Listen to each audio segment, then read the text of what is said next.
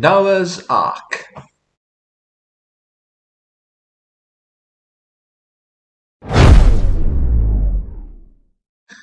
Okay, I had to do it.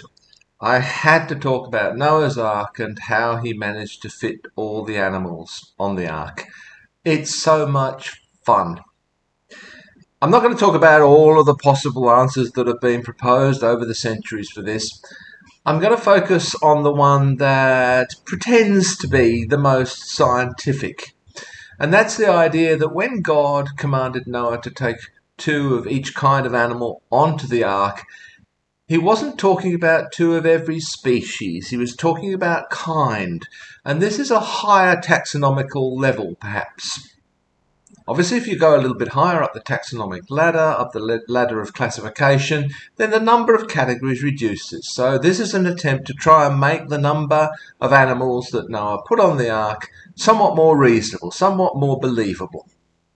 So kinds, not species. But first of all, I'm going to throw some numbers at you. I love numbers, but be not afraid, it won't take very long. Well, no, actually be a little bit afraid, because it could take a while. A paper published in the Public Library of Science in the Biology Journal in 2011 reported that there were 953,434 known species of land animals in the world, but with possibly as many as 7.8 million as yet undescribed. Now, most of those are probably going to be insects and very small creatures. There were 171,082 ocean-based animals with as many as 2.2 million as yet undescribed. Again, these are probably going to be really tiny animals floating around in the ocean. While in the discussion below, I'm going to consider mainly the land-based animals. We can't actually assume that the ocean-based animals wouldn't be affected by the flood, because this would significantly reduce the salinity of the ocean, and this would put some of these ocean-based animals, probably many of them, at risk. But let's assume, just for the sake of argument here, that we're only talking about land-based animals.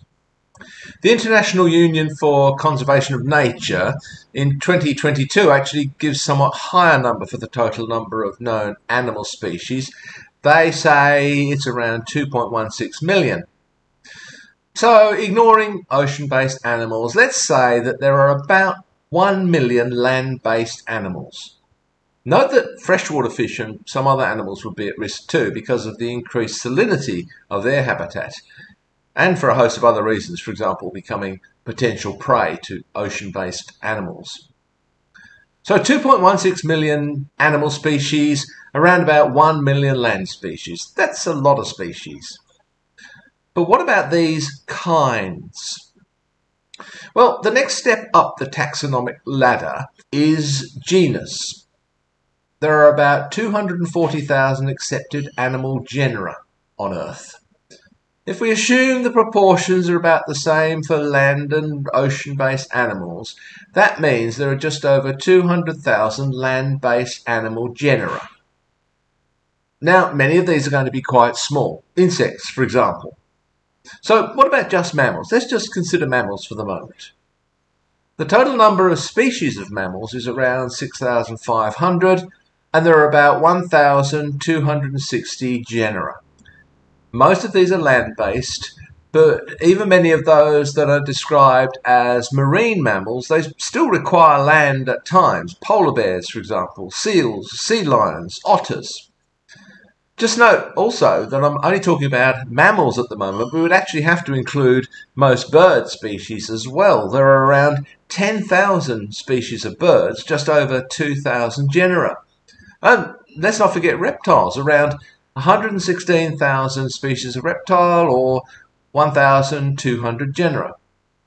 So the total genera of mammals, birds and reptiles would be around 4,460.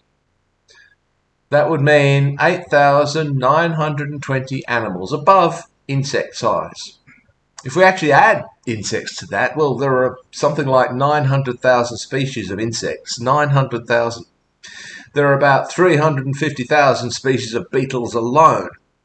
There are about 30 to 35 genera of insects. So you have to fit on the ark 1,260 genera of mammals, 2,000 genera of birds, 1,200 genera of reptiles, and around 30,000 genera of insects, and that doesn't even include arachnids. Plus, of course, you need enough food to feed them for a minimum of 40 days, and many of them will preferentially eat each other. But even assuming that this is what Noah actually did, this then also assumes that all the species we know today will have to evolve from these genera in just 4,500 years. And if the people who argue for this don't believe in evolution, well, I have no idea how they would think all these other species appeared. They would have to argue that either that every species was actually present on the ark, or that God simply replaced all the missing species after the flood receded. But in that case, why bother putting any animals on board the ark at all? Why not just wipe them all out and replace them all? If you go above the level of genera to reduce the numbers still further, that's to the level of family. If you limit it to family, there are around 160 families of just mammals. But if you take just 2 from each of these families, well, you might have giraffes on board, but you won't have okapis. The cats are a single family, the Felidae. There are 41 species in this family, but you'd have to choose between lions, cheetahs, leopards, tigers, and so on. You couldn't take them all if you're going to choose at the level of family. And of course, the higher you move up the classification, the more evolution has to take place in just 4,500 years. New species will be popping up all over the place at an alarming rate.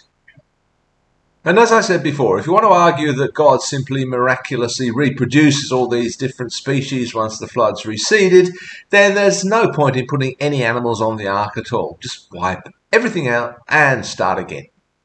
So there's the scientific answer to how all the animals were fit onto the ark.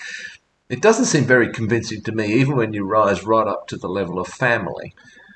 No, in fact, I think there are much, much more interesting possibilities. For example, maybe God shrank all the animals so that they would fit. Someone should certainly make a video of that. But you'd think the Bible might have mentioned that. Well, one argument I quite like is that the ark was supernaturally large on the inside, you know, like Doctor Who's TARDIS, or like the flying forward Anglia in the Harry Potter books, which is magically larger on the inside. Or maybe like Mary Poppins' bag. That's a cool idea. But again, I kind of think the Bible might have mentioned it. Look, in the comments, I'd love for you to come up with some interesting, creative ways in which God could have fit all these animals in the ark. It could be really fun. Oh, and if you think I've missed any serious argument, then please include that too. That also could be fun.